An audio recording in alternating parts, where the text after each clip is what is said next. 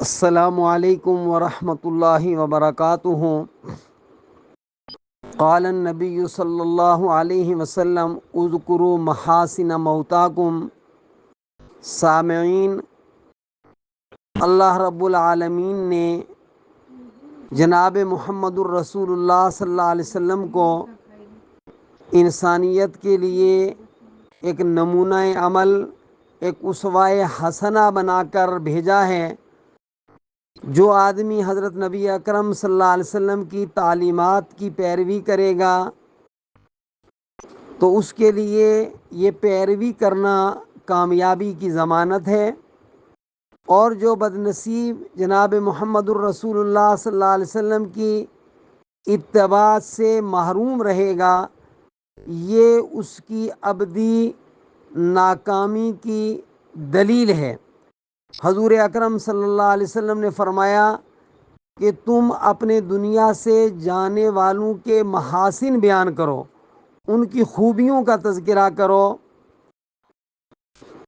دنیا میں بہت سارے لوگ آتے ہیں اور چلے جاتے ہیں، لیکن بعض اشخاص جو ہیں وہ سماج کے اندر ایک رہنما کی حیثیت رکھتے ہیں، ایک روشنی کی حیثیت رکھتے ہیں۔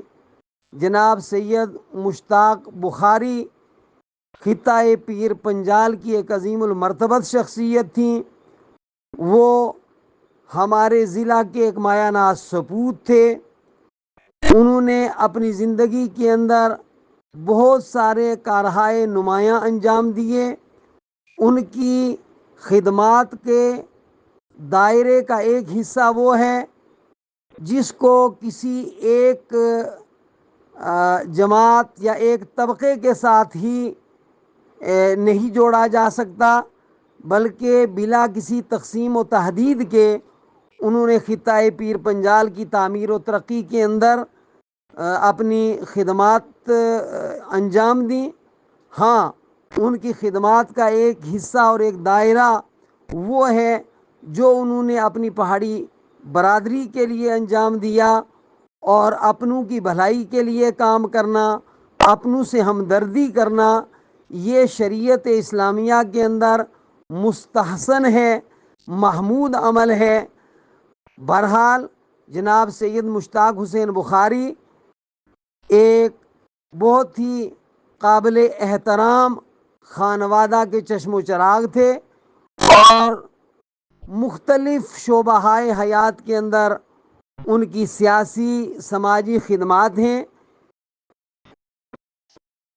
اللہ رب العالمین ان کی خدمات کو اپنی بارگاہ میں قبول فرمائے، اور قولی فعلی جو بھی ان سے کوئی کمی کوتاہی سرزد ہوئی ہو، اللہ تعالیٰ اپنی رحمت سے اسے معاف فرمائے۔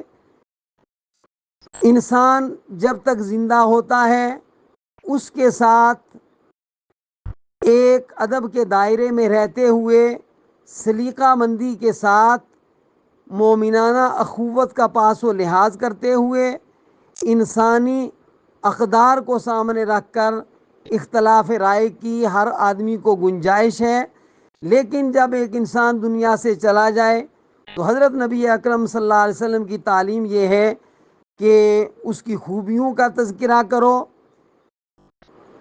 انتہائی افسوس ہوتا ہے ان کم سمجھ لوگوں پر کہ جو سماج کے اندر مسلسل نفرت پھیلانے کا کام کرتے ہیں، اور پھر یہ تو حد ہے کہ دنیا سے کوئی آدمی چلا جائے، اب اس کے ساتھ ہمیں رائے کا اختلاف بھی ختم ہو جاتا ہے۔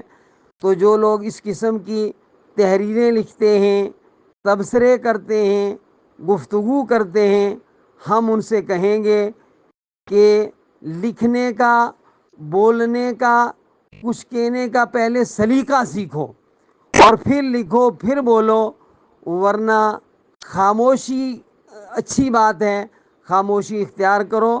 اللہ رب العالمین ان کی خدمات کو قبول کرے۔ میں جناب سید مشتاق بخاری صاحب کے لیے دعائے مغفرت کرتا ہوں، اور ان کے خانوادے، ان کے ساتھ وابستہ لوگوں، ان کی برادری، سب کے ساتھ تعزیت مسنونہ پیش کرتا ہوں۔ اللہ کرے کہ ہمارے سماج کے اندر محبتیں عام ہوں۔ اللہ حافظ۔